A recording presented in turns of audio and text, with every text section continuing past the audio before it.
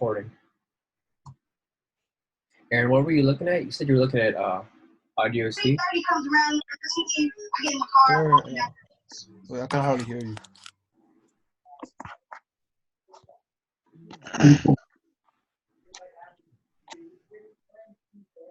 The market is acting really strange right now. Yeah, it's moving. Yeah, it is moving pretty slow right now too. What are you looking for? Like a sell? Well, possibly if it breaks that support zone. Yeah, it looks good because it broke the trend line going up, so it looks like it's most likely reversing. A lot of the XCAD pairs, it could be possibly reversing right now. We'll see. I might get it in for a scalp later on. What was that? You're gonna hop in there? No, for a scalp with the CAD pairs. Oh yeah, no. Yeah, it looks like it's kind of bullish. I think this is what might happen with. You're talking about the spread? Yeah, I That's just think the. they're going to consolidation for a bit. I know, but is there a strategy that you can use so that you can get you can hit more? Yeah, I tie in. So basically, it's a lot harder to hit because it's harder to explain. My trades will activate when his won't because of my spread, and his will close out, or mine will hit my stop loss before his. His will like barely. Let's see, what should we look at today? Hey guys, welcome. If you guys have any questions or you guys want me to look at anything, feel free to let me know. And we can take a look at any pairs you guys want to. Unless you guys want to see the strategy in action, we could go over the strategy as well, depending on which pair you guys want to see. But we could go down the list. So we go down the watch list while we wait for questions to come in. Looks like, Aaron, you looking at anything specific that we should take a look at, or? Not really. I did I did see one pair that was pretty much trending. I forgot it was it CAD? It might have been CAD JPY. Let me check it again. Oh yeah, that one dropped too. Never mind. Tracy, yeah, you said to check out CJ. Yeah, I know CJ reversed super hard. I don't know what happened with that one. And there was Japan news at what was this, 5 o'clock, about 2 hours ago. But yeah, it started reversing somewhere around here. I'm not sure what happened. Aaron, do you remember what happened? I remember we were looking at the news and my computer's like really slow right now. Yeah, I don't know. News probably has something to do with it. Let me close all my windows. It's moving way too slow. Let's see.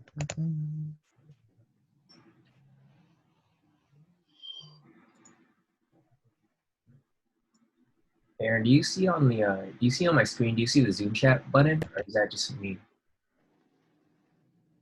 It might be only you. I don't see anything on your screen. I'm like moving around the screen. Do you see it? I don't see nothing but your screen or the trading view. Yeah, I can see your mouse moving around. Oh, you see the mouse. Okay, cool. I'm like dragging the chat around because I thought you guys could see this, but I guess it's just me. Yeah, it's be only you. They want you to check out GA. GA? Yeah, I'm gonna look at CA real quick for Tracy. We got Tracy. I don't think this wasn't something that we could really that we could have anticipated. It was just a random reversal. So we entered on around like 12.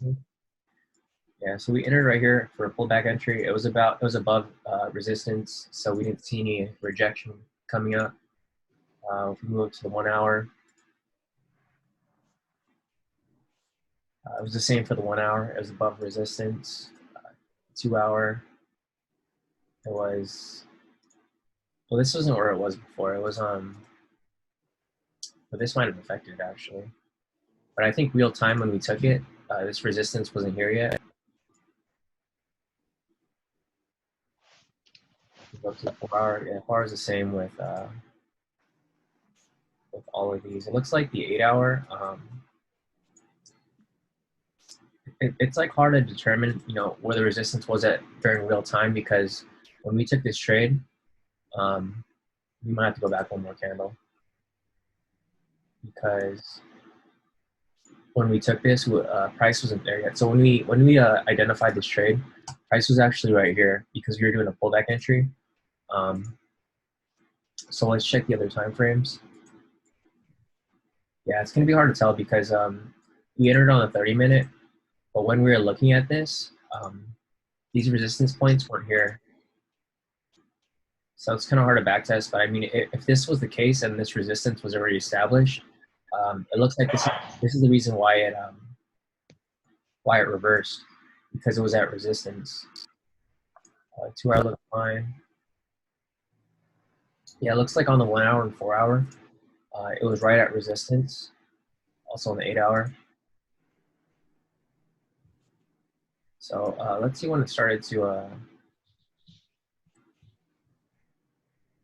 So we weren't even in the trade at this time, but right here, this is when we entered. So let's see when it started to reverse. It's still pushing up. Okay, so it started reverse on this candle. So if we go back,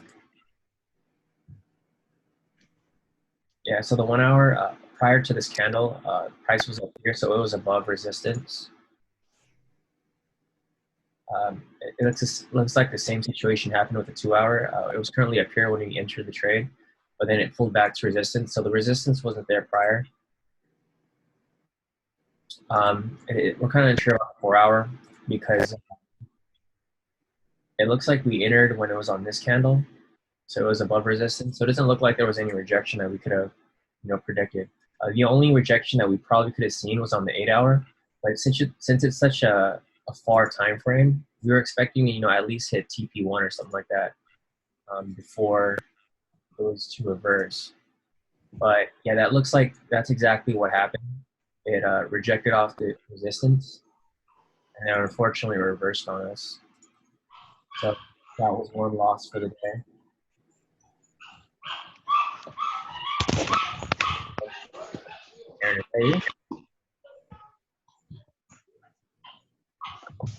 Hello? Tracy, so do you think it's still on the uptrend? Let's check it. So go to the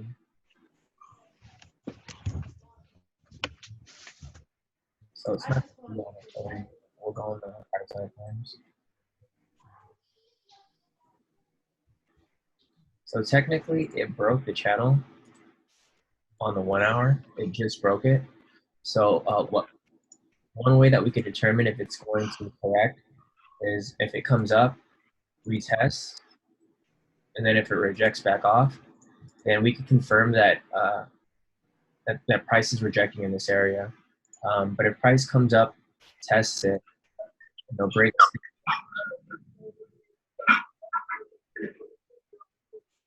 So if it tests it, breaks through the channel, tests the resistance, and breaks through, then we can assume that price is going to correct back upwards because it's in a pretty heavy uptrend. So it looks like it should correct.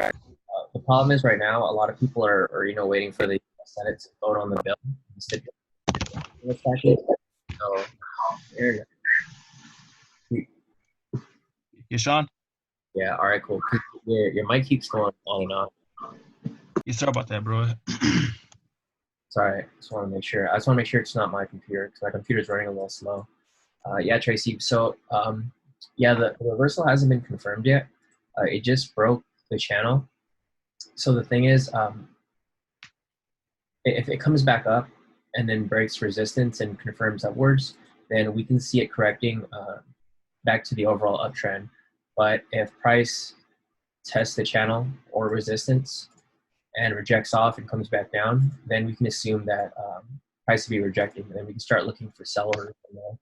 But at this time, I'd probably just wait on it. A lot of people are still waiting for the stimulus bill to be voted on, the stimulus package. So it's probably going to consolidate until then. So we're probably going to see it move. It's probably going to move sideways for the next couple hours until the bill is voted on. Because and the problem with this is because these are both safe haven currencies. So you know, some people are going to put money in the Swiss franc, some people are going to put money in the Japanese yen. So this is kind of a hard pair to read, because if you're trading something else like NJ or like any other type of Japanese pair that's not tied with another safe haven, like these are more, or it's a lot more clear and you're able to see the direction. But when you're trading, you know, the Swiss franc versus the Japanese yen, there's going to be a lot of consolidation, because they're always going to be fighting for whoever is going to be, you know, the most desirable safe haven currency.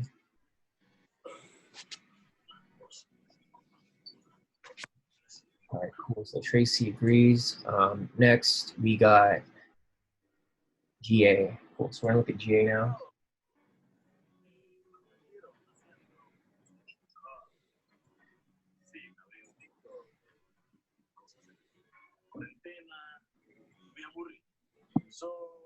All right, cool. For like GA, it looks like it's pushing upward.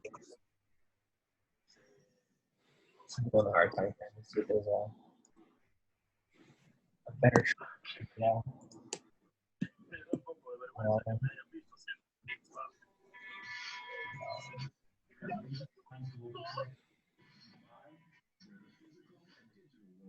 I'll just start on the 4-hour. This looks like a clear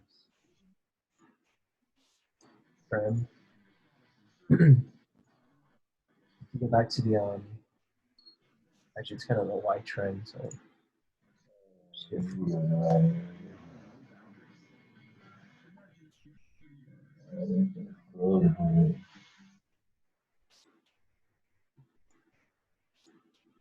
alright, cool. So it looks like it's still trending up. Let's see if we can find the closest resistance.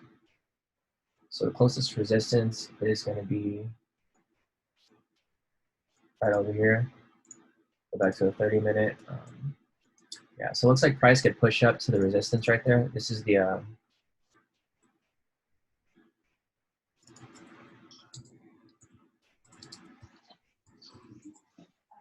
it's the 1-hour resistance.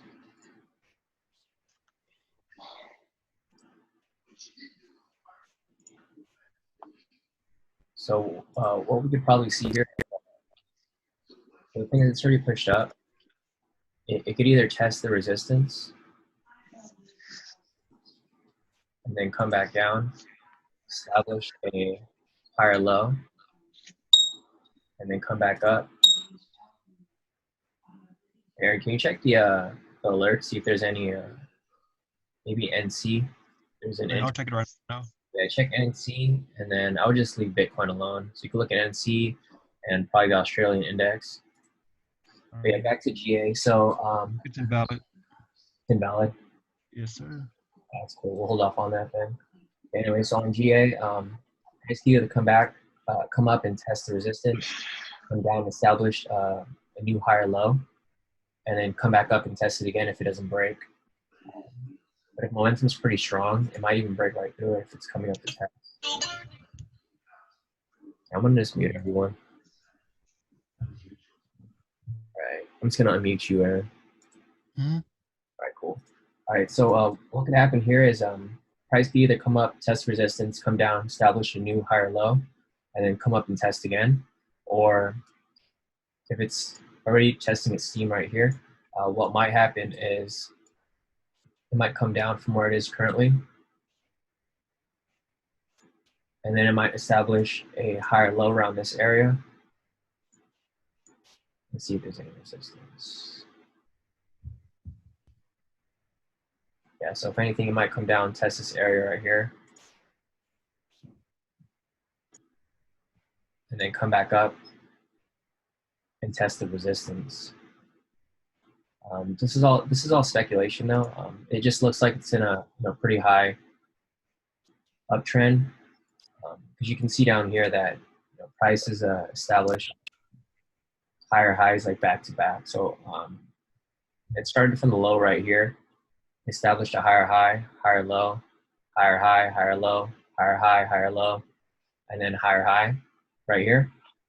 And it's gonna, if it continues the pattern like an Elliott wave, it'd come down right here, establish a higher low, and then keep pushing. But I think I'm gonna draw some Elliott waves just to see. Yeah, so the Elliott wave started down here. It's 1, 2, 3, 4, 5. So the problem is the Elliott waves are already established on the 30-minute. So if anything, it might be starting another one right here. So since this is a new Elliott wave pattern, it's pretty weak until it establishes, at least the first wave. So this could happen, but it's still speculation until there's more confirmation. Until prices either establish new higher low, like we wouldn't really be able to determine, what's going to happen next. Because if anything, since the Elliott wave already finished up here for number 5, it could be reversing at this point. But you probably have to wait a couple more candles to make sure. Let me look on the higher time frames to see if there's.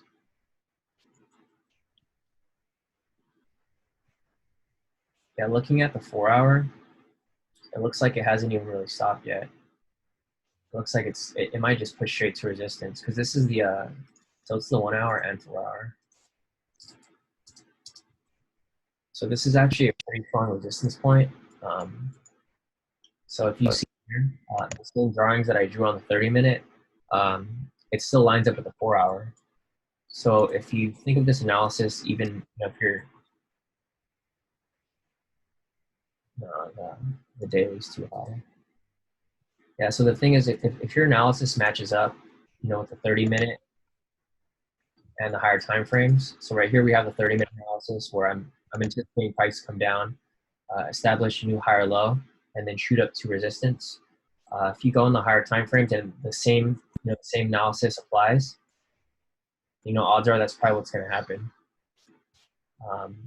So this actually looks pretty good. If you guys want to buys right here, this would be a good area to buy. So I think the low of this zone is going to be. Let me try to see where.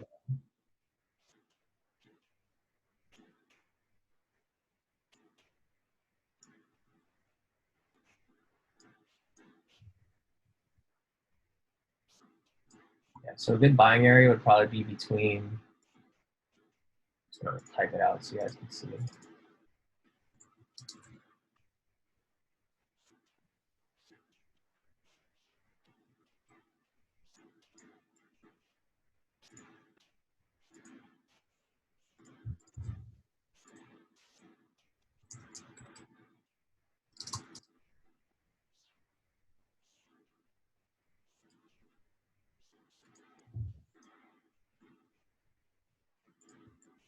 Yeah, so this would probably be the good buy zone over here. See if there's any entries here. Yeah, if you're using the PT pullback strategy, so you could have entered right, and then you could have rode this up pretty high. Wow, yeah, you could have rode up almost all the pips.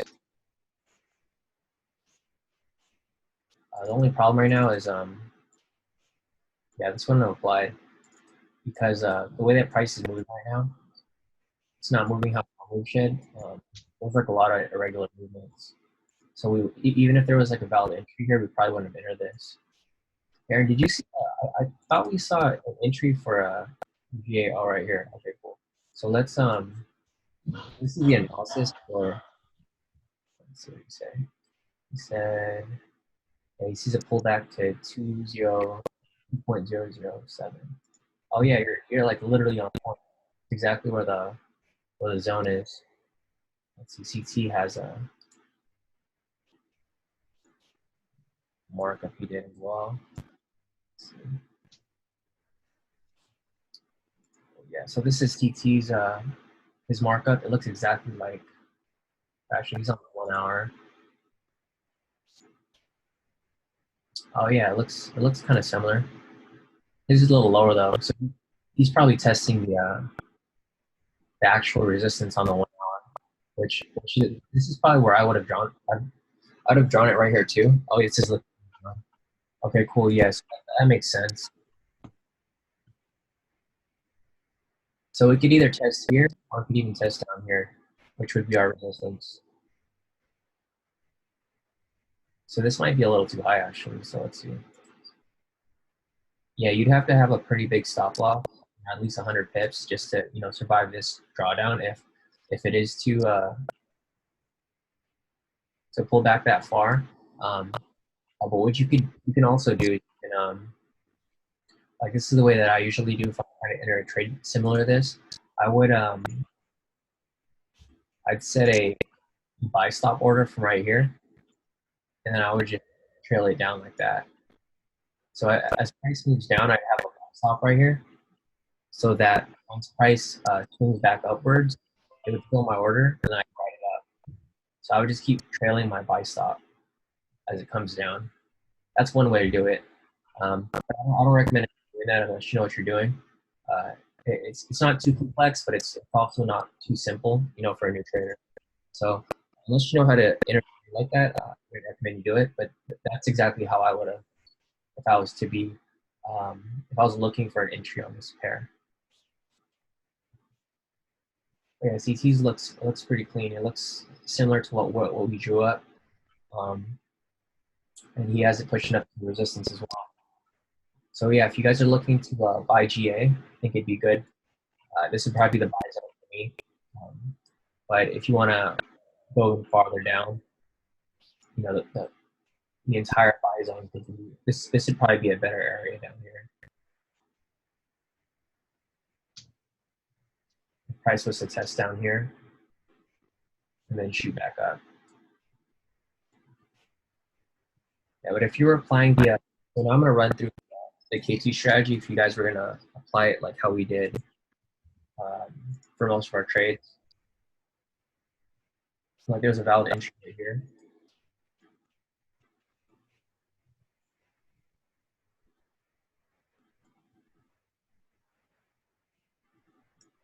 CT said to draw an Elliott wave from the 1 hour from the bottom trend line. So I'll go back and I'll do that analysis one more time. Oh man, deleted everything. All right, yeah. Oh, it's because I was on the rewind button. So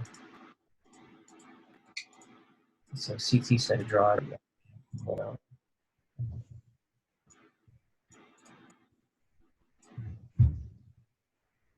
So yeah, an Elliott wave analysis. So 1, 2.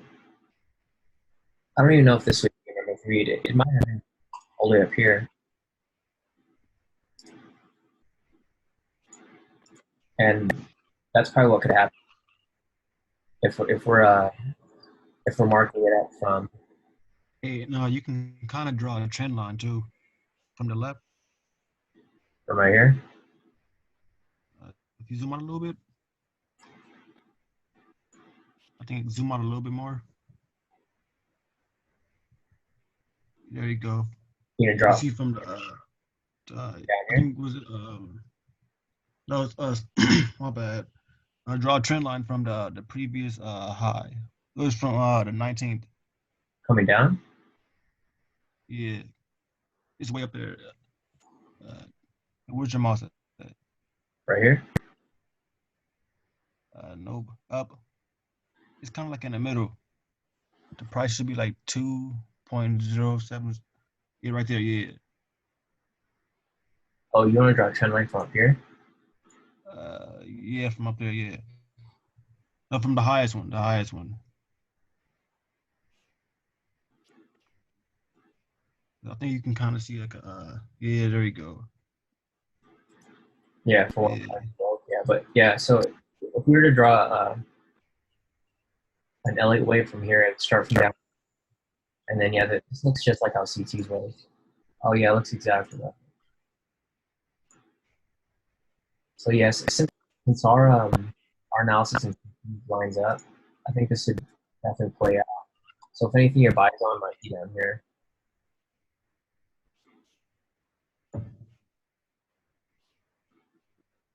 Yeah, it looks like that could play out pretty well.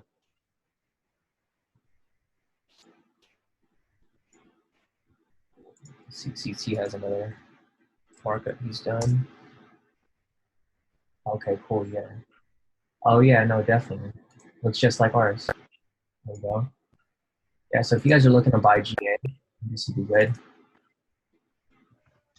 It trends upwards, so I think it has a lot to move. Yeah, the only problem is for me personally, I probably wouldn't enter this until I have more information, what the new low has been established, due to what's going on in the news right now. Seems like anything could really affect the market at any time. But yeah, if you guys want to look at that, that'd be a good entry. Let's go back. I'm going to go back and run the QT strategy on this from yesterday's entry.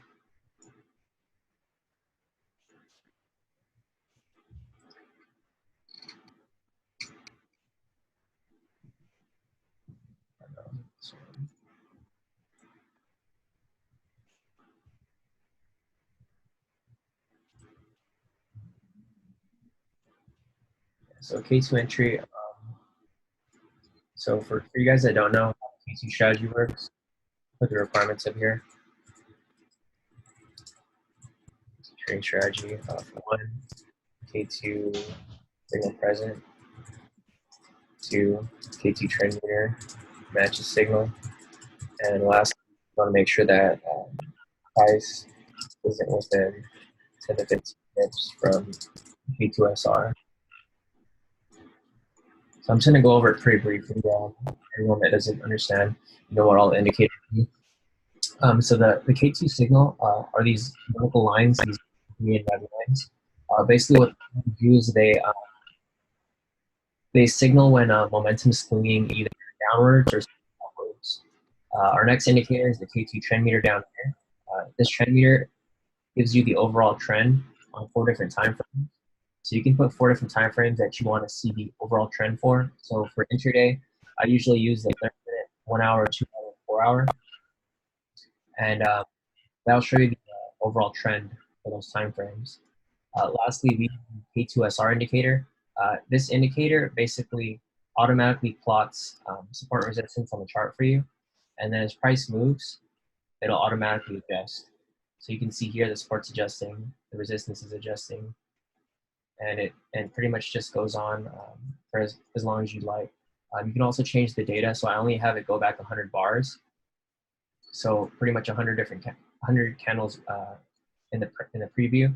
I mean in the past, so you can see basically from that data. But you can also change it to 1,000 bars or 500 bars, depending on how far you want to look back. But I think if you're trading intraday, 100 is fine because you're not really holding for very long. So here are the requirements. So first, you have to just make sure that the K2 signal is present. Right here, we have a buy signal.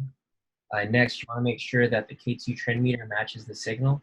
So down here, the trend meter is indicating that we're in a bearish trend. So when these two match red and red, that gives you the okay to enter trade. And lastly, this isn't completely necessary, but this gives you extra confirmation that price won't be rejected anytime soon. So to determine whether price is within 10 15 pips from the support resistance, you're going to use the measuring tool and make sure that price isn't 10 or 15 pips away. So if you measure this, it shows that it's about 81 pips. So it gives you enough cushion for you to enter this trade and get out with some profit before it may reject. So in order to place our stop loss and profit target, I just zoom out. I use the short tool because we're going to enter a short position. And then you just place your short entry on the open of the following candle. So right here, we have it all set up. This is kind of far, 267 pips. So what I would do is I would move this to the previous swing. So if you, depending on where you would spot the swing, it's pretty subjective depending on who's looking at it. So the swing could either be right here, or it can be up here, or it can be way up here. But due to the current market conditions, price is kind of erratic. I wouldn't want to put my stop loss too far back. So I would probably put it at the closest swing, which would be right here. And I'd probably just round that to 100 pips. So now our risk reward is 101, and we're risking 100 pips to make 100 pips. But the difference with our strategy, with our exit strategy specifically, is once price moves into profit, we're going to move our stop loss in profit, so we're not risking anything else moving forward. So let's let this run. And there you go. We would have hit profit target in about less than an hour. So our entry was up here. Profit target was about 30 minutes. So in 30 minutes to an hour, we would have made 100 pips. And the strategy is very simple. You just match the colors, and if the colors match, then it gives you the okay to enter the trade. So on this trade, we made a gain of 100 pips. So if you're trading a standard lot, that would be equivalent to $10 per pip. And 100 pips times $10.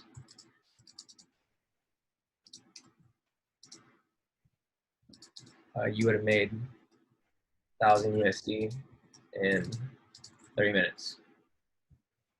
It's pretty simple. That's pretty much it. We can move forward and see if we find another entry. Not sure if we're going to find another one.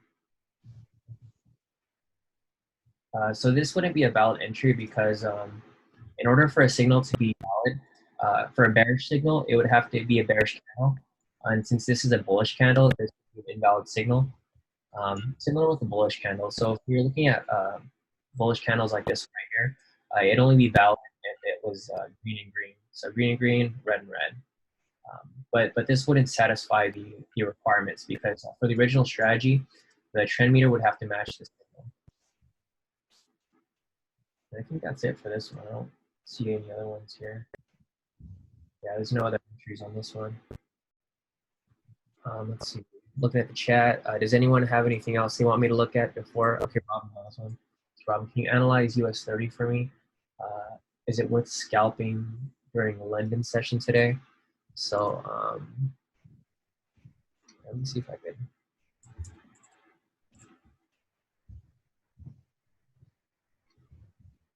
Let's see if there's any news coming up.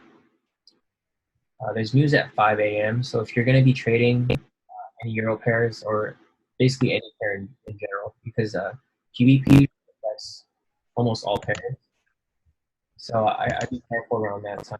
I'll look at US 30 right now to see if it's good for scalping conditions. So, I mean, there's no overall trend right now. Let's see here. There's an overall trend last week, obviously. I have the trend set for intraday, and you can see here that it was trending out heavily, and it's right down here, so it confirms that it was in a downtrend last week and the week before. But right now, there's no overall trend that's established. So the way that you can determine the direction is you're gonna have to just mark it up yourself. Or what you can do also is you can so say if you're trading on the 30-minute, instead of looking at the trend on 4 different time frames, you can just do a 30-minute. Since if you're scalping, you're gonna make sure that and you're only gonna trade if things are moving in the proper direction. So you can see down here, you can see that it's green down here, and that's because price is trending upwards. So it's super green down here, obviously trending upwards. Right here, price was kind of choppy. Over here it was red, so during this time it was trending downwards. But yeah, if we're looking at the current price right now, it looks like the trend is up. So if you wanted to scalp this, you'd be a pullback strategy. So if you're using the pullback strategy for this, we can go back over here. And Robin, I'm sure you understand how the pullback strategy works. You've seen the video. So I'll break it down for the new people here that don't understand the strategy yet. But it's real simple. It's the same way that we apply the other strategy, except there's just one little difference that we apply. Just that affects the entry point. So the K2 momentum pullback strategy.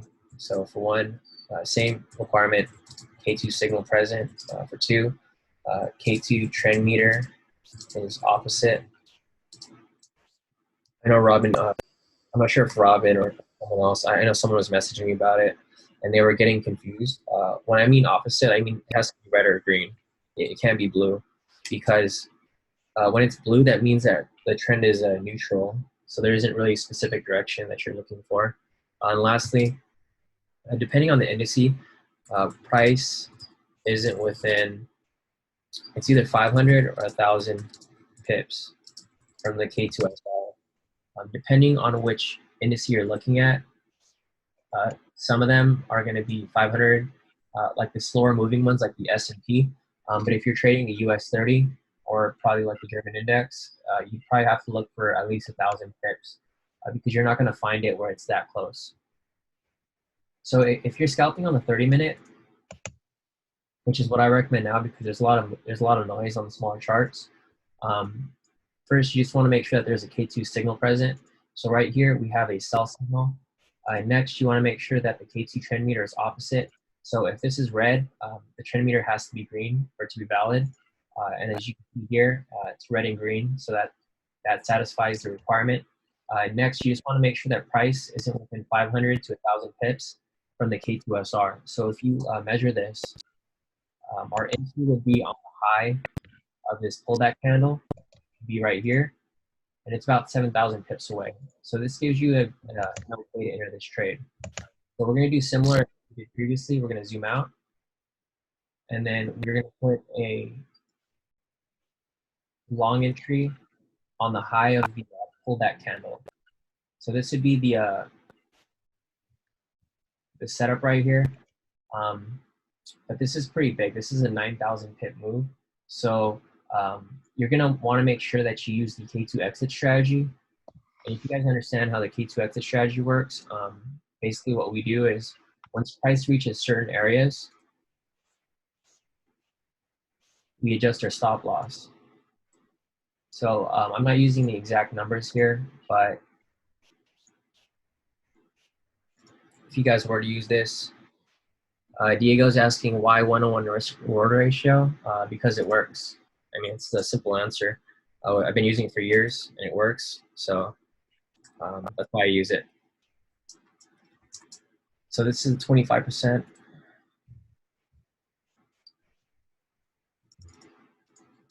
Profit.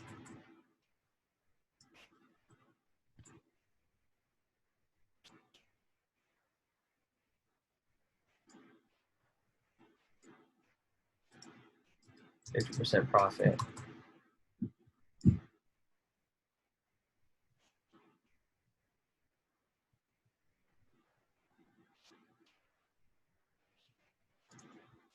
$75 profit.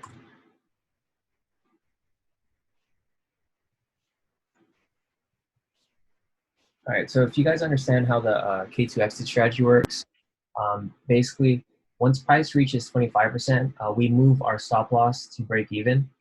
Once price reaches 50%, we move our stop loss to 25%. And once price reaches 75%, we move it to 50%, and then we let it run a full profit. So let's let it run. All right, so price pulled back now in the proper direction to the overall trend. So now we're inside the trade. Now the trade's active. As you can see here, price reached 25% in profit. We would have moved our stop loss to break even. So now we're currently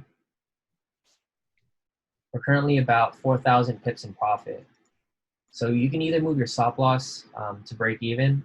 Preferably, I'd move it a little bit in profit. So if it pulls back, you make at least some profit. But now we're just waiting for price to reach 50% so we can move our stop loss to 25%. So right here, price reached 50%. At this time, we're moving our stop loss to 25%. And if price was to pull back and hit our stop loss and profit, we would have still locked in 2,322 pips. So let's keep running it. Now we're waiting for price to hit 75%. Once it hits 75%, we're going to move our stop loss to 50% in profit.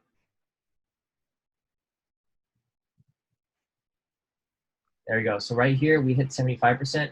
Now we're moving our stop loss to 50% in profit. So if price was to pull back and retrace, we'd still make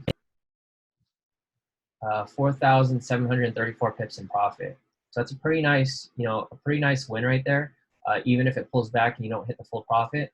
But since we're at 75%, our stop loss is now at 50%, or we're going to let it run to full profit. So it's either going to hit full profit for 9,864 pips, or it's going to pull back and stop us out at about 4,700 pips. So here price pulled back, so you had gone stopped out in profit. But I know some people, what they like to do is they don't even like to put their stop loss up. So depending on on your risk appetite, you'll either want to move it up or you'll just leave it at break even and just let it run a full profit. So say if you're in the situation where you left it at break even or slightly in profit and you let it run.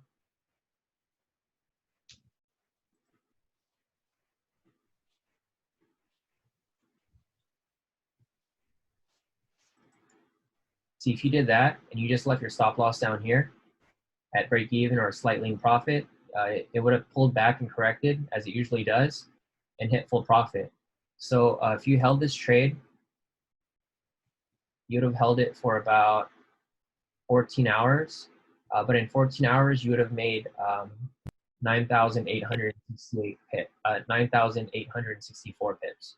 So depending on your broker, I know some brokers do, it's usually for indices. Indices, it's $1 per pip. Depending on your broker, not all brokers value index pips in that range, but if they do, then so for this, you would have made 9,864, 9,864 pips. Times $1, you would have made $9,000. 9,864 profit.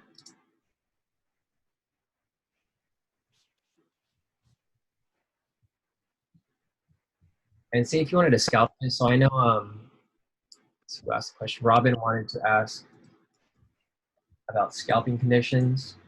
So I'll just bring this back and show you how do we scalp this. So basically the way that we scalp this is pretty much the same exact strategy if you go on the smaller time. Aaron, can you check we got a bunch of alerts. So can you check these? I'll check it out right now. Yeah, see if there's anything we can call. All right, cool. So if we're running this strategy for scalping, we're gonna wait for it to trigger. It's triggered there. I'm gonna go to the 5-minute. And now we're basically gonna run the same exact strategy. So if you're looking back to the previous candles, there'd be another pullback entry right here, which hasn't triggered yet. So in this situation, we could enter this right here. So we're running the same strategy. I'll go back and I'll actually break it down. So this is the K2 pullback strategy.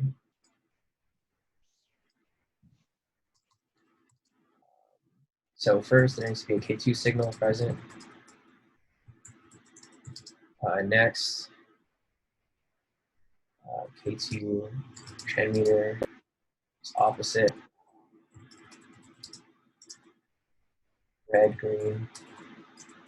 And lastly, actually, you already have it. So the way that I run the scalping is I make the setup on the 30-minute first, so that in this situation, we know what the big move is. This is the entire move. So once I have the big move set up, that's when I start scalping within. I don't just scalp, randomly. I make sure that I know what direction price is moving. And then once I have the direction, then I'll enter into scalp mode. So I'll go to 5 minute. And the third requirement isn't really necessary because you already made sure on the bigger time frame that price is going to be moving that direction. So right here, we made sure that there was a K2 signal present, or there was one over here that hasn't triggered yet. If you want to wait for the next one, you could wait for the next one, but we already know that there's one right here. So we could work off this one. Next, you just want to make sure that the K2 trend meter is opposite. So the signal's red, the trend meter is green. So if we were to enter this, zoom out, and then put our entry at the high of the signal candle, which is over here. And then this move is going to be for about 4,000 pips, 4,317. So if we're going to move forward, now we're in the trade. So the cool thing about this is you can have a trade running for the whole move, the big move, and then you can also have a smaller trade, running for the scalp. So now we're in the scalp. And there we go. So in about, let's see, we enter this scalp right here. So in about an hour 30, you could have made 1,317 pips. And if we were going to break it down, so 417 pip gain from scalp. And if you're doing the $1 per pip, 4,317 pips times $1 would equal $4,000 and $4,317 in 1.5 hours. So you can make a lot more money if you just scalp. So now we can wait for the next entry. We have that first entry made right there. So we could wait for another entry to appear. This could technically be an entry, but personally, I wouldn't have taken it because, like I said previously, I like to make sure that if it's a bearish candle, I want to make sure that the candle, well, if we get a sell signal, I want to make sure that the candle is also bearish. I don't like it to be opposite because there's like uncertainty there. You're not sure if price is going to go up or if it's going to come down. Because if you saw it before this next candle appeared, it'd just be a bullish candle with a sell signal. And there's really no way that you can, predict whether it's going to go up or down because, the next candle could have been a bullish candle and could have been an opposite signal. But if you look on the next candle, it came down. So it's going to be very subjective if you want to take these type of candles. All right, personally, I wouldn't. So we got a buy signal there. Yeah, you can tell that the movement during this time period was pretty indecisive because it's really unusual for a candle to show up as a sell signal for a momentum swing downwards, but the candle closes as bullish. Same here, it's the opposite. Same here, and then this is a normal candle. So right here, all right, if we go back.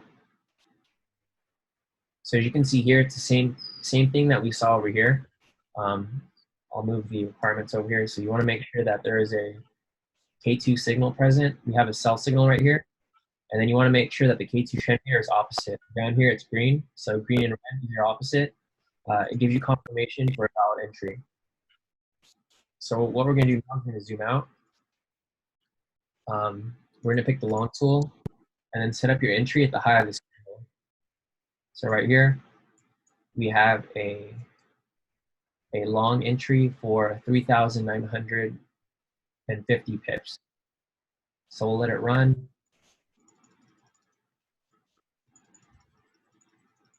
There you go. You would hit profit target there. So previously we have this 4,017 pip win. Again, we have another win for 3,950 pips. So if we determine how long that took, trade filled right here,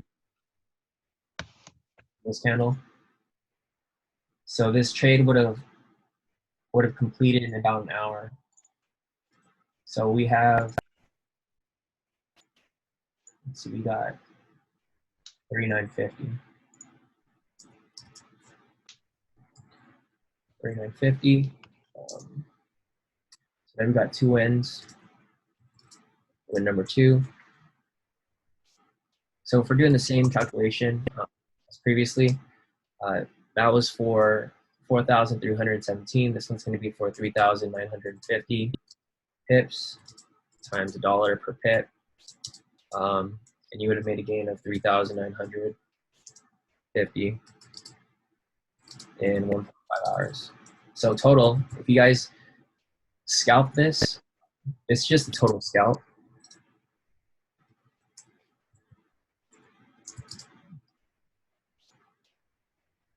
You could have made 4,317 plus 3,950. You could have made 8,000, so 8,267.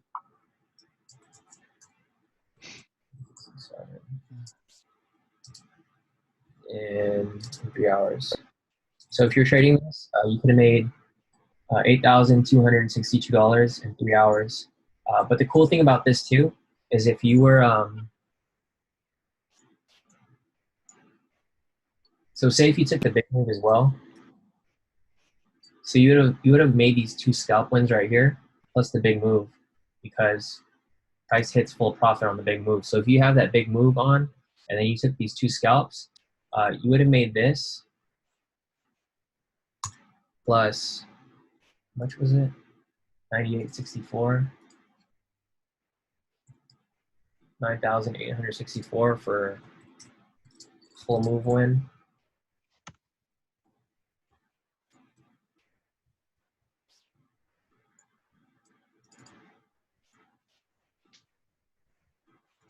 I mean, that's crazy. If you think about it, it's a lot. So plus 9,864 pips, times $1 per pip. You could have made 9,064. So if you add that all up, I mean, this is a crazy win. If you guys caught that move, you could have made a ton in like a couple hours. So the scalp wins were 8,267 plus the full move, which was 9,864. You could have made 18,000, 18,131.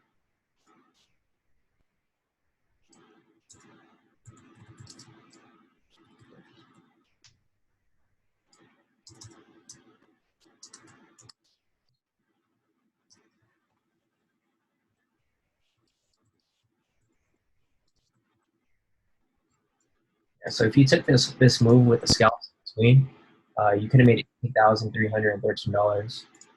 So if you took this from the beginning down here, so it entered right here, yeah, 13 hours you could have made a ton off that.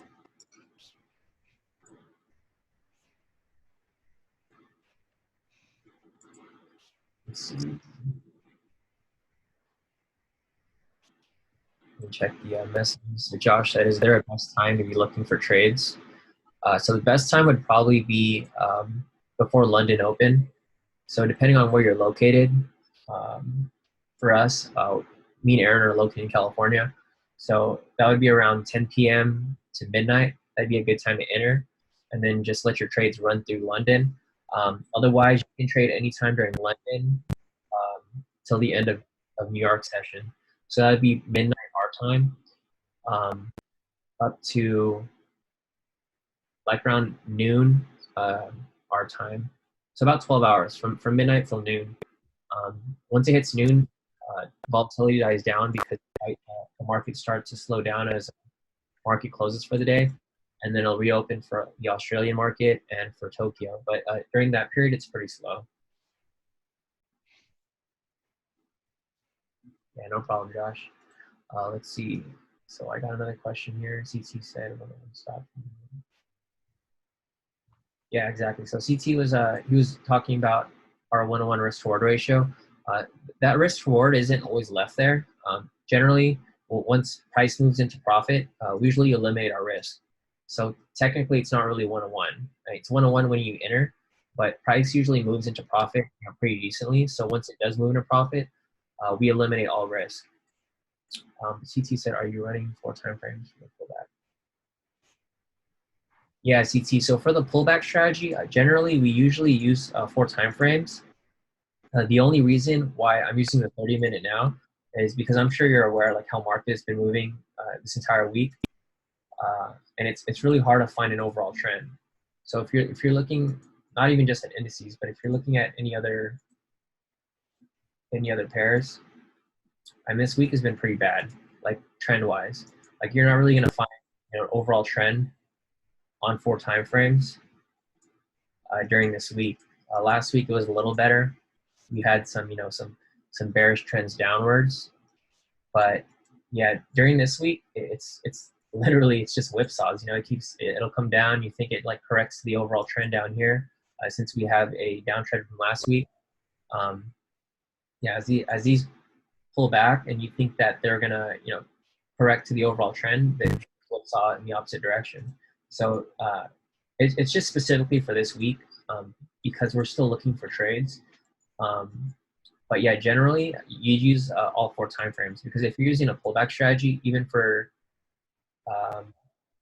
like right here, this isn't a valid one, but if this was a valid one, like a completely valid one, you could have caught this move as price swung down. Same right here, it's opposite green and red. You catch it as it swings down. And this is actually a perfect example right here. So if we're looking at this right here, this would be a perfect entry. Since support is above current price, or we are going to enter, so we enter down here. The requirement 1's met where there's a signal here, and the requirement 2's met because the trend meter is opposite. So if you were to enter this for a pullback entry, you could have entered right here, and perfect right there, straight to the winner. So if you took this trade as a pullback entry, you would have made 97.3 pips. So that's just an example of when the market's actually moving how it's supposed to move. But currently, market's just all over the place. Let's see. So I got a message from Robin. Can you check EJ?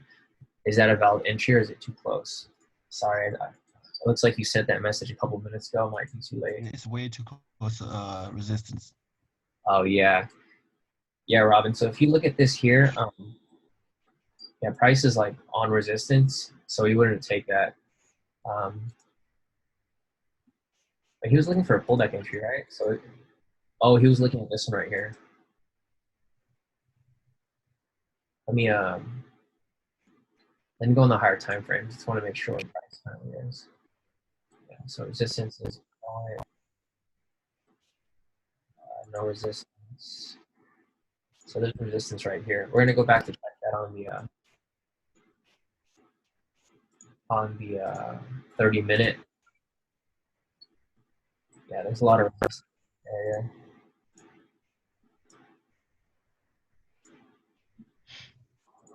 So let me go back on the 30. Yeah, Robin. So there's too many resistance points currently.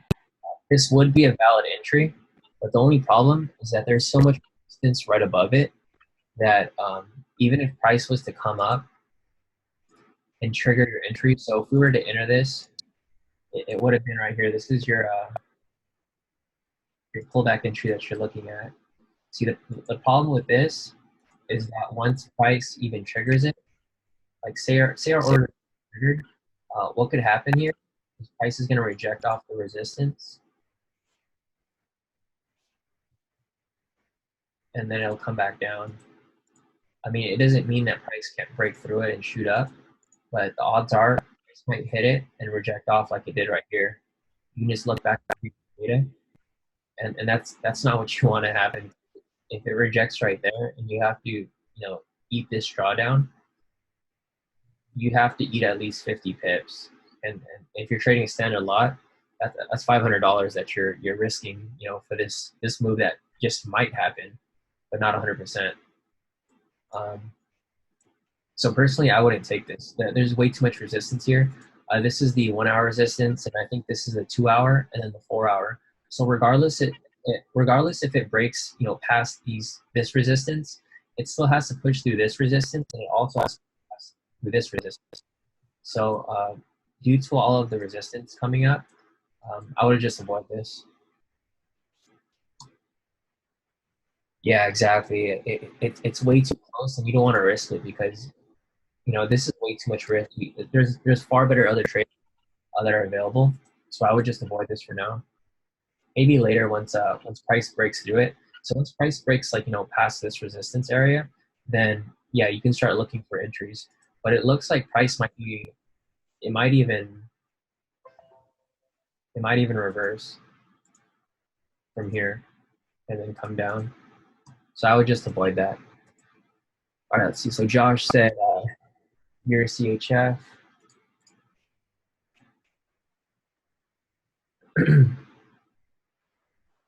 Yeah, actually the trend on this is really good. Like there was a previous entry right here that hit full profit.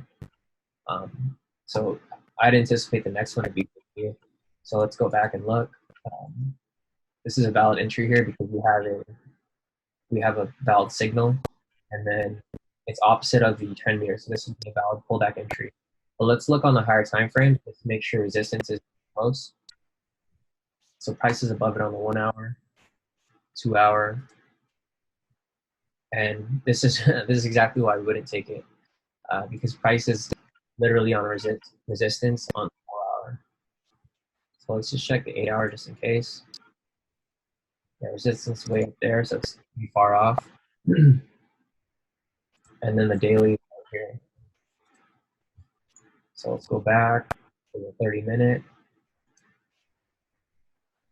So where you're going to be measuring it from is entries. Your entry point will be right here, and it's way too close. It's 5 pips from resistance on the, I think, 4 hour. Yeah, it's 5 pips away from resistance on the 4 hour on the 4 hour. So the problem with this is even though this can be a valid entry, because we enter right here, the problem is once we get into the trade as price moves up. So if price was to move up, trigger our entry, it might reject right off the resistance and come back down. That doesn't mean that price can't break through it, shoot the moon, but it's a little too risky, and this is something that I wouldn't take. I'd only look for something that's high probability, so that we won't have to risk having to eat this drawdown right here. Yeah, definitely. It's a little too risky. Like when you're taking these trades, you want to make sure that you're taking the highest probability trades, especially in current market conditions, because price could literally bounce anywhere. And the problem with this too is that Euro Swiss is since Euro is paired with a safe haven currency. With what's going on in the world, you're not really sure, when price could react, because I mean it's really unusual because price isn't moving as it should be. Like usually, if if the stock market's going down, I mean right now it's going up, but like the past couple weeks, when it was going down, you'd expect safe haven currencies like the Swiss franc to be gaining in strength, but it doesn't look like it was here, like not clearly, like in the range. Same with gold. You'd expect gold to go up, but during that whole time when the stock market was crashing, gold was actually going down, and the U.S. dollar was gaining strength, which is like really unusual. It's just not how fundamentals normally work. So yeah, back to your question about Euro Swiss. I personally wouldn't take it right now. I just hold off on it. All right. Is there any other questions, guys? We haven't had anything come in yet, so if you guys have any questions, feel free to put them in the chat, and I can analyze any pair you want me to. If you guys want me to go over strategy, I could break it down for you. It's whatever you guys want help Aaron, did you see anything from those alerts? Nope. Nothing is valid right now. Yeah, there's no trend. It's kind of hard to take trades right now. Nothing trending. Bitcoin. Yeah, I'm gonna keep away from Bitcoin. This stuff is like, I don't know what's going on. It's in consolidation right now. Looks like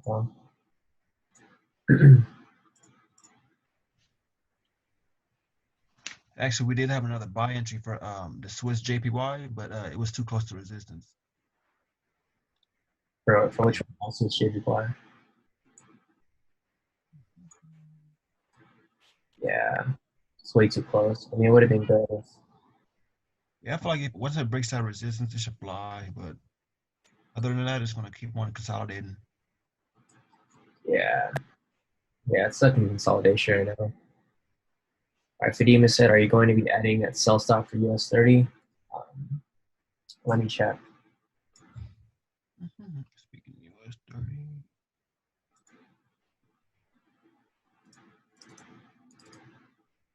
So I'm just going to switch this to 30-minute because we're not going to be able to find overall trend right now. So it's an uptrend.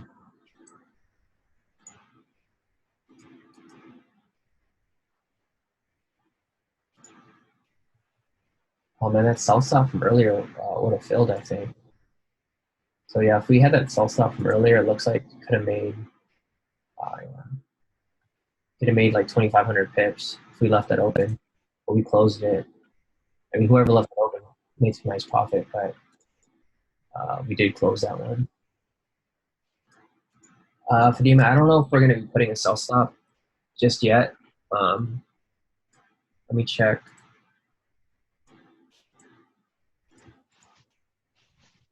Yeah, so the market opened right here. Usually, when price moves in a certain direction, it establishes the direction for the day. It looks like it's coming down, but the problem is, so yesterday it was doing the same thing. So if you look here in previous data, usually if you look in the direction that price is moving when market opens, so you can see here, price is moving upwards. You can assume that US 30 is going to continue moving in that direction moving forward. So if you look at the following day right here, price is like from like 5 hours from open,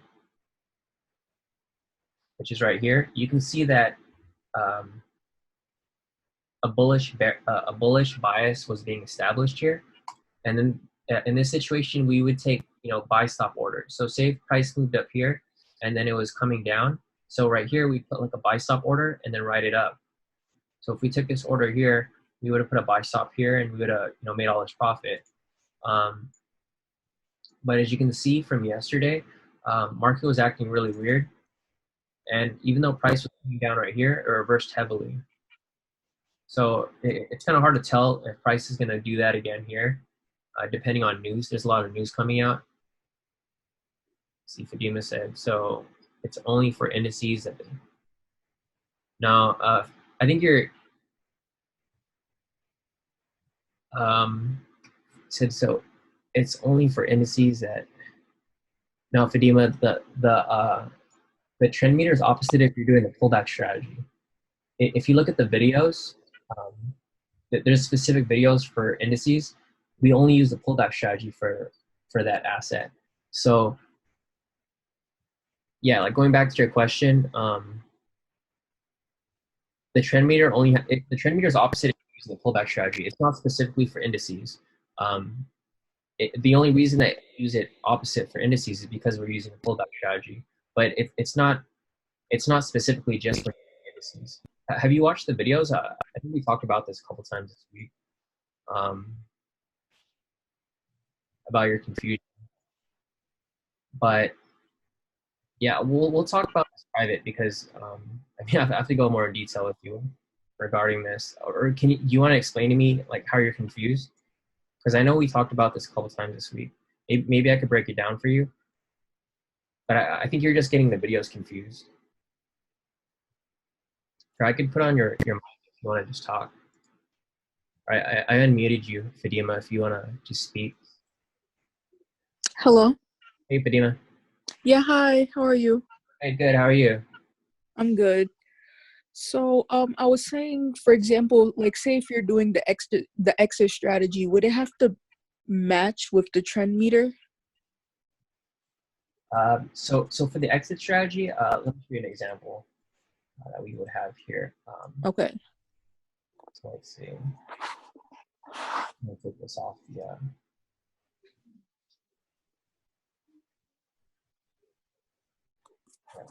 So we can use this in a pullback entry here. So play this, or we can even do it from here. All right, cool. So right here we have the we have a K2 signal present, and then we want to make sure that it's not matching with the trend meter. So this Okay. is how the pullback strategy works. It's not meant specifically for indices, but it's used for every pullback entry pretty much. So right here we'd enter our long position, and well, lastly, we just want to make sure that it's not too close from the resistance, which it isn't. It's about 7,000 pips away. So if we're to enter this, I'll line it up right now so we have the exit strategy. So we set our lines at the 50% mark, 25% mark, and the 75% mark. And I'll just type this up so everyone's there.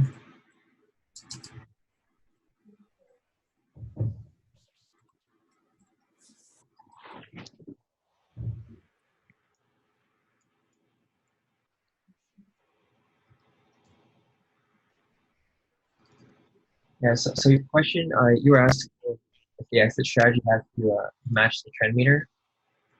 That was your question, right? Yes. Isn't the break even like right under the candlestick? Let me share your info. Just type this up.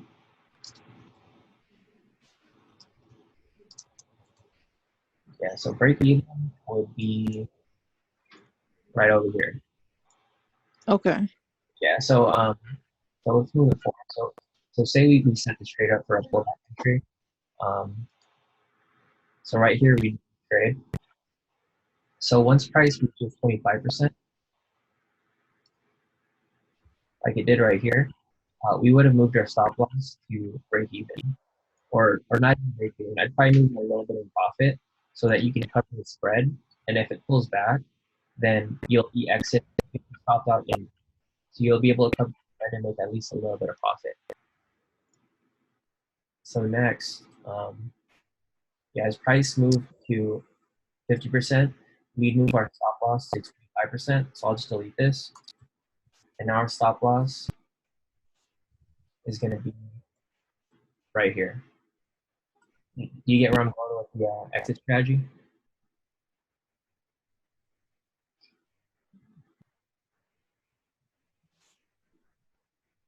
Hey, Vadim, do you get where I'm going? Yes. Cool. Sorry, I think So initially the stop loss would be. Oh yeah, so initially the stop loss would have been down here, 9864. But once price reached 25%, you would have moved the stop loss to break even. Wait, so where did you get the 9864 from? That was the original setup. So if you're going to, here, I'll go back and start over with this. So if we were going to enter this, so say if we enter this trade right here, because this is a valid pullback entry, correct? Okay. So right here, in order to set your stop loss and profit target, you zoom out, and then use the long tool since we're entering a long position, and then you set it at the high of the signal candle, which is right there, and that's how I got that 9864 Sorry, you said at the high of the. of the signal candle. So, but when you're entering a pullback, your entry is going to be the high of the signal candle. And this is the signal candle with the E2 signal. Mm-hmm. And then your entry would be up here because this is where your buy stop would be. Okay, so it would basically be like at your break even. Yeah, pretty much. So your entry would be break even. since that's where you enter from. And then, Yes. yeah, so pretty much, yeah, that's exactly where it'd be. But in order to set your stop loss and your profit target, you would just zoom out, hit reset chart, and then hit the long position, and then you set it right there at the high of that candle, and that's how it gets set up. The numbers are a little different there, but yeah. Yeah, I just have trouble with that sometimes. Yeah, it's just going to come with, like, with practice. Because, I mean, I do this for every single trade. I only use the same strategy. So I'm so used to it. It's really easy for me. But, yeah, like a quick fix for it is just once you have, a valid setup, you just hit reset chart and then hit the long position and put it at the high. And then it's like as easy as that. And Okay, so you hit the long position and then you look at the high. Yeah, you just set it at the high. Because that's where you want to enter. So the way that the pullback strategy works is that since the trend is going upwards, when you get an opposite signal, this is just indicating that price is retracing or pulling back. So this is temporary. So the thing is, what you're trying to do, you're trying to catch the momentum, swing back upwards in the correct direction. So this is the opposite direction. This is just a temporary pullback. But what you're waiting for is you're waiting for a price to shoot back up in the proper direction. And as it does, it also triggers your order. So that once it shoots up, you're already in the trade, and you don't really have to do anything from there, aside from set up the exit strategy. Okay, so basically when you want to determine the stop loss, you'd have to go to the high of that, like the last candlestick. Yes, the signal candlestick. Okay, and then the number will be where? Your entry. The target. Okay, up there, the 986.4. Okay. Yeah, because when you set the long tool, it doesn't. So you just hit that, and then it'll automatically set for you. Okay, so it's the target number. Unless you want to do it manually, you can do it manually too. So if you aren't going to use the this auto feature, you would just hit the long tool. You'll Okay. put the stop loss at the previous swing. Do you know how to figure out what the previous swing is? No. Okay, so it's a little subjective. It's going to be different. Like the way I see it, the way you see it might be completely different. Yeah, whichever method is easier, that's what I'll do. Yeah, I think this is the easiest way because what it does, it'll do it automatically. But to determine previous swings, you basically look at the candles, and then you'll see where price pivots. So basically, this would be the low, or this would be the low right here. So this would be the swing low, and then this would be the swing high, because at this point, price pivots in the opposite direction. So this is the swing low, swing high, and then price pivots again right here. So this would be the swing low again, and then price shoots up right here, and then pivots down. So this would be the swing high, this would be the swing low, and as it swings up again, it pivots from this area. So this would be the swing high, this would be the swing low, and then just so on. You just keep moving up, and then you try to figure out where the previous swing would be. So if you're looking for the previous swing in a specific area, since the direction is going upwards, as price swung up from this low right here, it swung back down. So this would be the low. And then it swung back up here, and then this would be the high. So if you're going to do it manually, this would be the previous swing low. But that's just how I see it. You might see it totally differently. Like, you might not look at candles the same way I do. But in my perspective, this would be the swing low. But if you were to do it automatically, like how I told you to zoom out and use a long tool, it does it automatically, and it goes exactly to where I thought it would be. So this was the swing low, according to TradingView. Okay, so basically the stop loss and the break even are the same place. You'd have to use the long tool to find the initial stop loss, and then you move it into profit. Yeah, pretty much. So once you set the so the break even and entry would be at the high of the signal candle, and then the stop loss would be at the previous swing, and then you'd make your profit target the same distance, the opposite direction. Okay. Do you have to do that now? I know you've had trouble with setting that up. So if you still have trouble, I mean, I can break it down for you even further. But if you get it now, you can let me know and then we can move forward.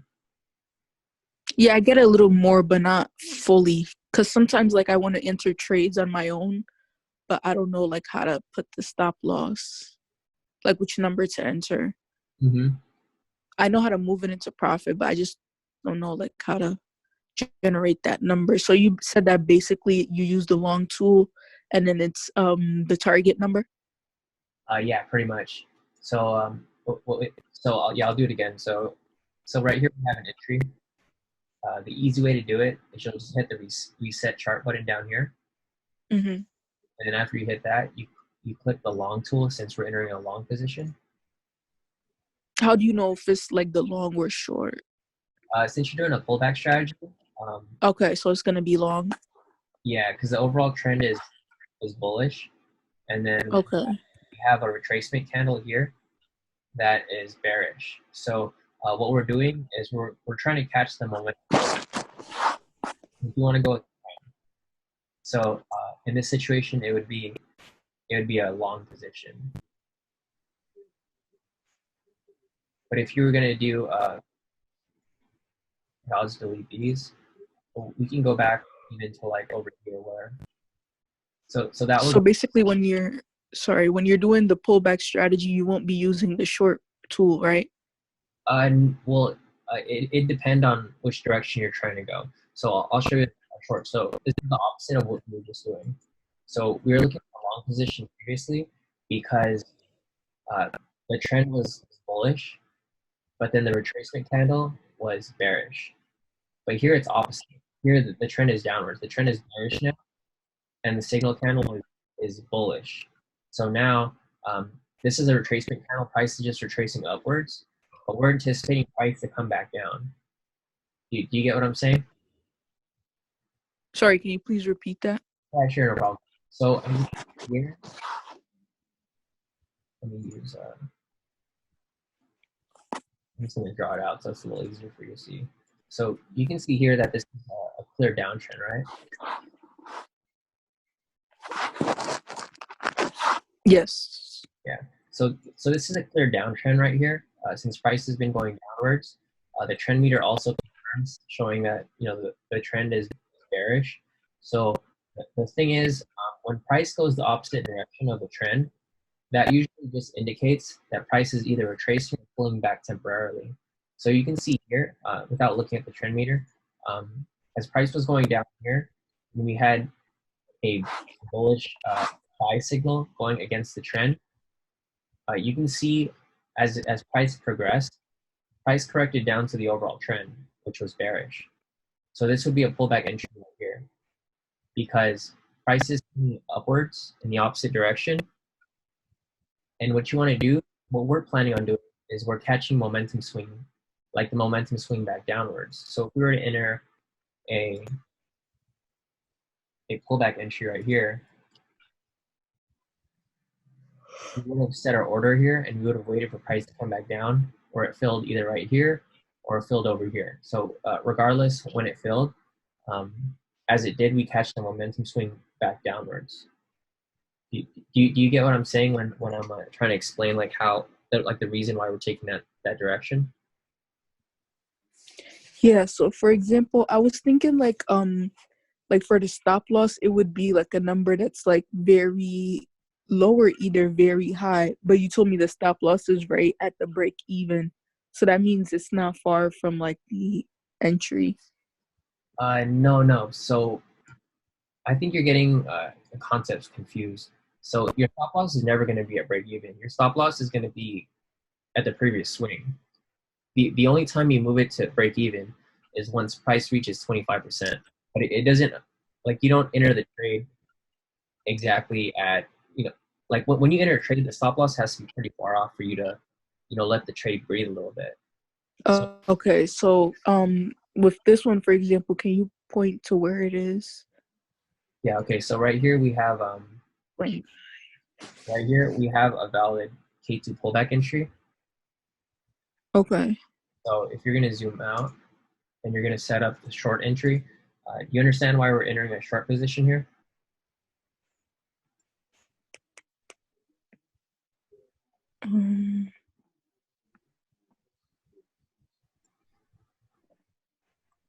So the reason why we're entering a short position is because the trend is going downwards. You don't want to go against the trend because generally price usually moves with the trend. So the reason why we're entering a short here is because since we have an opposite signal here, we're just anticipating price to pull back temporarily before it comes back down to correct to the overall trend. Okay, so if it was going up, you do the long position. Yeah, exactly. Okay.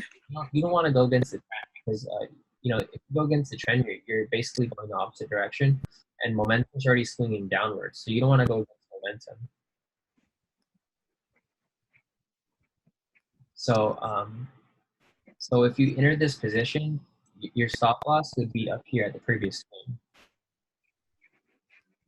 Do you get what I'm saying with the stop loss? Because earlier you said stop loss is at break even, but you wouldn't put stop loss at break even because you get automatically stopped out. Okay. So yeah, your stop loss is going to be where it was previously set at 7,557 pips, and then you pretty much let it run a profit. And then as you can see there, price hit profit target about, so it ended the trade right here. So in about an hour and a half, you would have made 7,557 pips.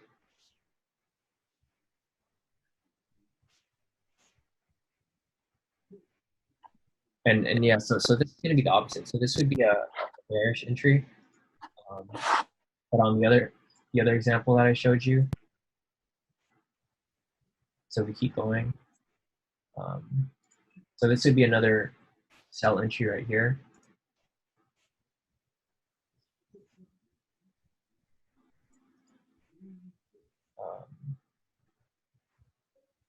But you would have once price moved down to 25%, you would have moved it to break even, and once you moved down to 50%, you would have moved it to 25%. So you would have gone stop that around this area right here, and you still would have made about 4,500 pips. And then there'd be another entry right here if you wanted to do a pullback entry. I'm not sure if it pulls back that far. Yeah, so it did fill right there. So once it filled, once price reached 25%, or 50% actually, so it came down, hit 50%, you would have moved your stop loss to 25%. So you would have gone out at about 3,500 pips. Okay, so you use the box tool, right? It's the long and the short. So if you're entering short positions, you'll use the short position tool. And if you're entering long positions, you'd take the opposite. So I'm trying to find the, I mean, there's a bunch of entries here. So these are all pullback entries that you could have made, you know, 11,000 pips on this move. This red and green, that's the box tool, right? I forgot the name of it. This one right here, this is the short tool, short position, and long position tool.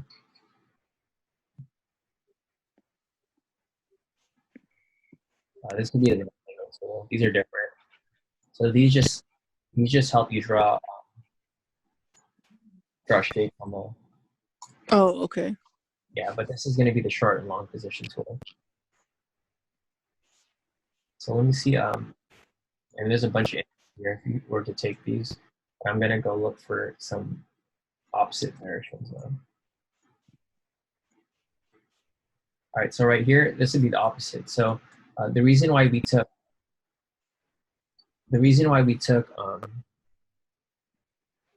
bearish trades here is because price was trending down. So you can see here, price was trending down for these.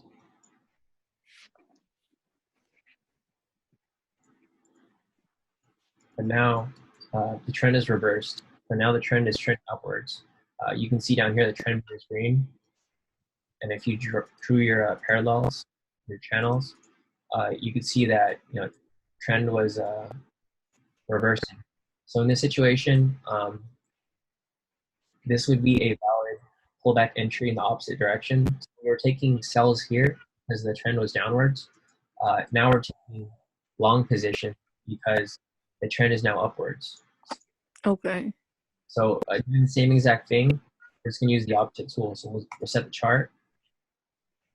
We use the long position, and we'll enter on the high of this candle, the signal candle. So there's your setup there. And it's the same thing we did here. So here we did shorts, and for here we did longs. But it's the same thing. So if you're entering long positions, you'll use the long tool. If you're entering short positions, you'll use the short tool. You kind of get it now? Yeah. Okay, Bart. Yeah, it's just going to come with practice. And I know you started using the strategy, like this week. But as you keep using it and you keep practicing, it's going to be a lot easier. So this would be a valid pullback entry right here. And if you ran this, it never even filled. So as you see, price went down, and it never filled it. So we would just avoid this trade because this trade never filled. And then we just went to the next one. Let's see. So Josh said, but the order is wick, right? Not the actual bar. Yeah, Josh. So you wanna go ahead and focus on the wick, not the bar, because so my reasoning behind this all is that so if you get a momentum swing candle like how it did right here, or a momentum pullback candle, what we're anticipating is that if price comes back down from this area, then we're anticipating it to keep pushing down. It's the same with this right here. It's just like a good place mark to basically eyeball where price is to correct that downwards. So as you can see, as price came up, you wait for it to come back down and break below this, and then you'll get it. Same with this one here. As price pulled back right here, you wait for it to come back down, confirm continuation in trend. The same right here.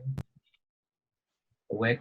The reason you wanna follow the wick is because if you follow the body, it doesn't really show that there was any resistance in that area. The reason you want to put it on the wick, well, right here there's no wick, so you just put it from the body. You could even put it a little bit below. But if you look at this candle over here where there's a wick, you can see that there's a resistance here. So the thing is, if this is the new new support or resistance that's been established, as price comes down, it's going to try to fight this area too. So if price breaks through the wick area right here, this wick area, you can see the bears are taking control. And if you took this pullback entry right here, as price broke through this wick area,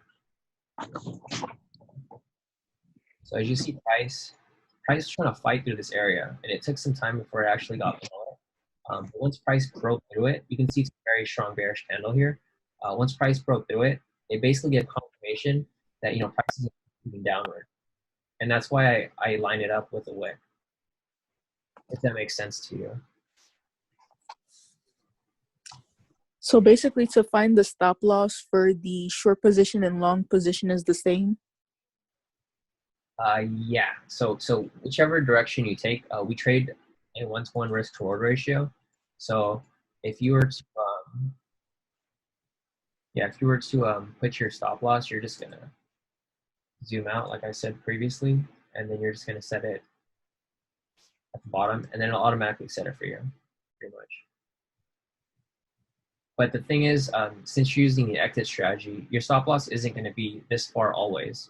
So you want to make sure once you get into profit, at least 25%, 50%, or 75%, you're going to move your stop loss to break even to 25%, to 75%, or 50%.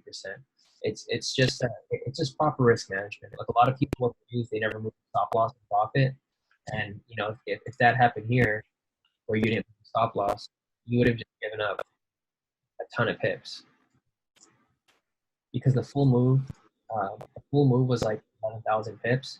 So the thing is, you have to learn how to take money off the table. Like you have to remember to pay yourself. So once price gets in profit, you have to make sure to eliminate your risk. Because why would you throw away money if you're in profit? So if it went down 25%, you're basically giving away 3,000 pips. It went down to 10%, you're giving away 6,000 pips.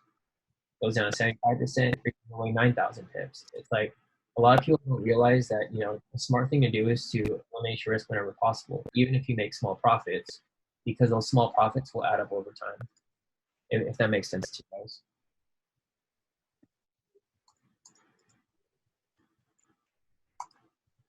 All right, cool.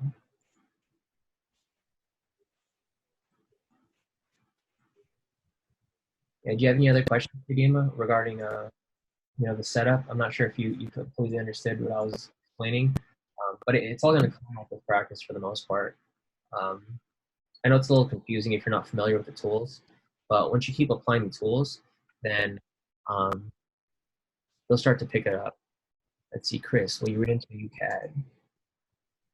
I don't think we had a UCAD call. Aaron, did we make a UCAD call? I think that might have been honest. Let me see.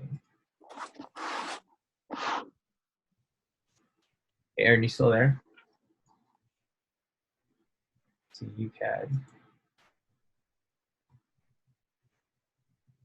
Yeah, I don't think we made a UCAD call. It might have been honest. Let's see. I'll take a look at it just to see what I see happening.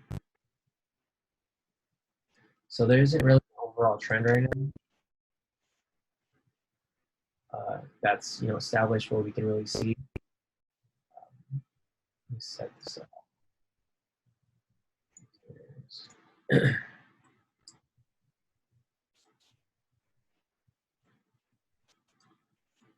All right, cool.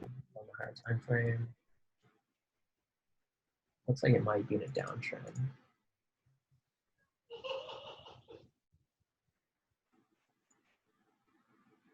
Yeah, it looks like it's in a downtrend.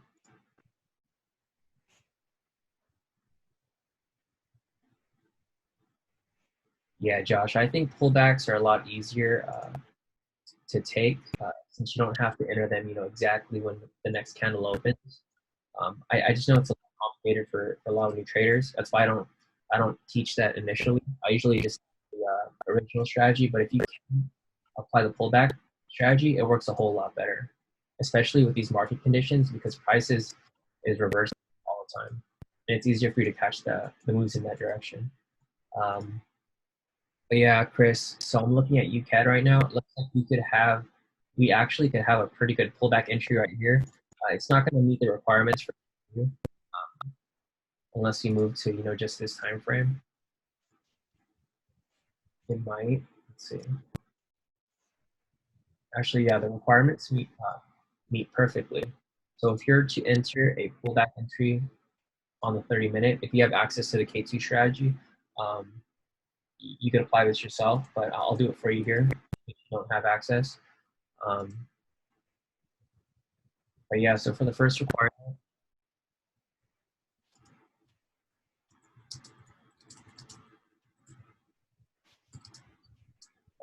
K2 signal present to K2 trend meter is opposite.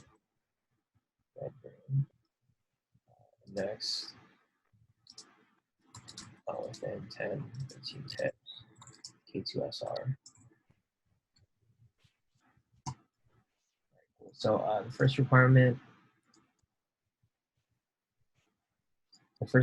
is that there's a K2 signal present, as there is right here. Next, you want to make sure that the K2 trend meter is opposite. It's red and green or green and red. So the overall trend is downwards, and the trend meter shows a trend bias. So these two requirements are met, giving you the okay to enter this trade. And lastly, you just want to make sure that price is not within 10 to 15 pips from the support resistance. That way, we can anticipate any rejection coming up. You can see here, support is pretty far away, 70 pips away. So this is actually a very prime entry. So if you wanted to enter this, good entry point would be 1.42237. That's where I would enter from.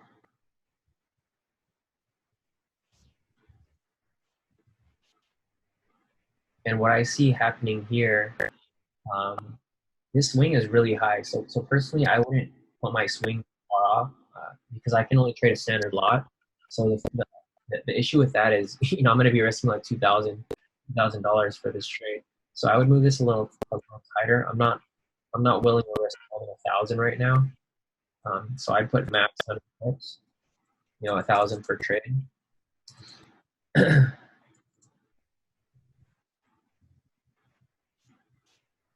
All right, cool. So this is a lot better actually.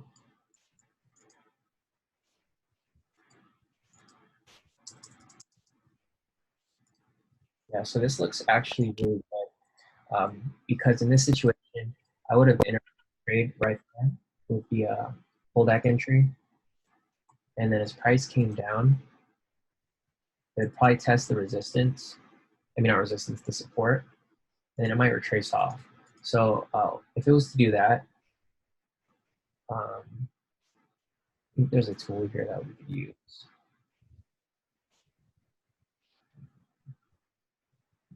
Oh, so like a ghost feed. So if we were to, yeah, so if price was to retrace like that, that's basically how I anticipate this move.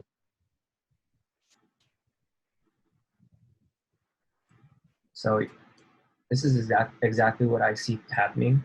So I see price coming over here. As it came down, I would move. So once price moved to 25%, I'd move my stop loss to break even. And then once it moved to 50%, I'd move my stop loss to 25% of this area because I'm anticipating price to bounce off the support and pull back. So if you were to enter there and exit at around 25%, you'd still make around 35 pips. And then if you let it run all the way, then you'd either hit 35 stop down and profit, or you can make the full profit for 100 pips. So either way, it's a win-win situation for you. And I think this would be a good trade for you to take. I might even take it myself, and or I might share with the group. Possibly, I'm not sure yet, but this is exactly what I. So if I was to read it, UCAD, Josh says my trend meter doesn't show that. Yeah, Josh, the reason my trend meter shows this is because I changed the settings for only the time frame. Since I'm looking on the, yeah, no, but generally I don't do this. I keep it how it normally is because I like to see the overall trend. But the problem is with the current market conditions, it's hard to get an overall trend right now on that many time frames because price is just whipsawing all over the place. But yeah, for these current conditions, I would probably just leave that. I would leave it on one time frame, or I would draw the trend yourself, like I did here. Yeah, I think if we drew the trend on the 30-minute, it'd be even tighter. So it'd be like this. So it looks like a pretty far. Yeah, Chris, if you want to enter this trade, there's the parameters right there: entry price, profit, stop loss. I'm gonna keep watching it. I'm actually gonna set an alert here. We got some entries coming, so I'll set an alert here. Let me know.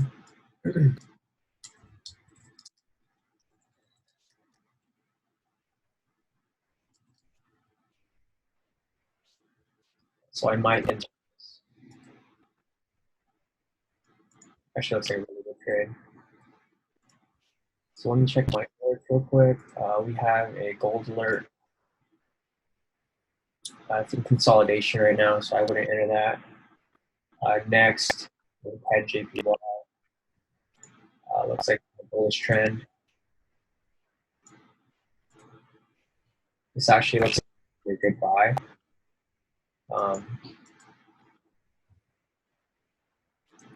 Well, this is what we were in earlier to see each other. Yeah, so this actually looks like this is actually a valid entry. I think the time frame is cool too. Yeah.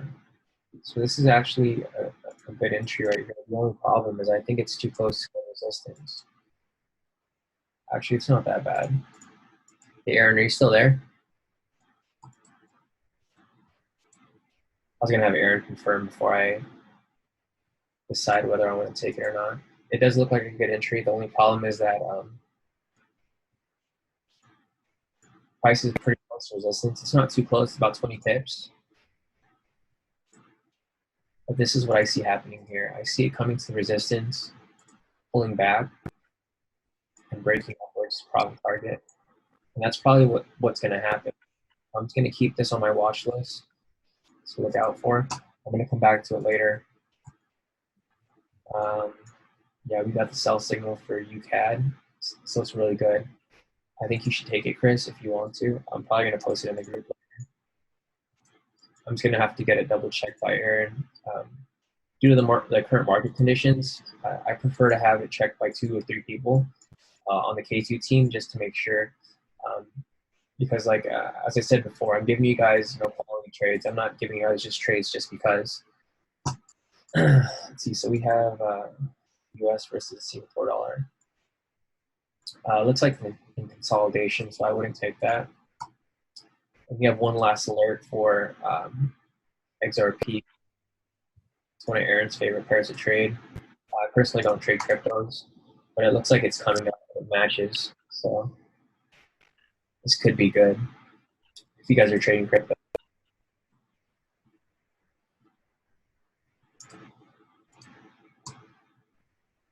All right, guys, it's 9 o'clock. I'm going to be looking at CAD-JPY and Chris's UCAD, just in case. I'll probably send out a signal. But yeah, if you guys have any other questions, feel free to toss them out before I get off. Otherwise, if you want access to the K2 strategy and you guys don't have access yet, if you guys go to our website, trades.com, we still have our special trial going on right now. If you want access to the indicators in the K2 strategy, it's $50 for the first month, and it just goes back to normal after. But we do plan on raising the price sometime next week. A lot of people have been saying that the price is too low. I kind of do agree, but I want to make it affordable for everyone to at least try out. So if you guys want to try it out, the trial's still available. Meantime, otherwise, yeah, if you guys have any other questions, I'm probably going to get off right now. But feel free to put out questions in the Telegram. I'm more than willing to answer any questions. I don't think we have anything here.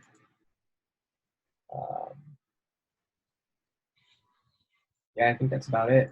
But yeah, guys, great trading room. If you guys have any questions, feel free to reach out to me, Aaron, Anas, Wade, or anyone else on the K2 team.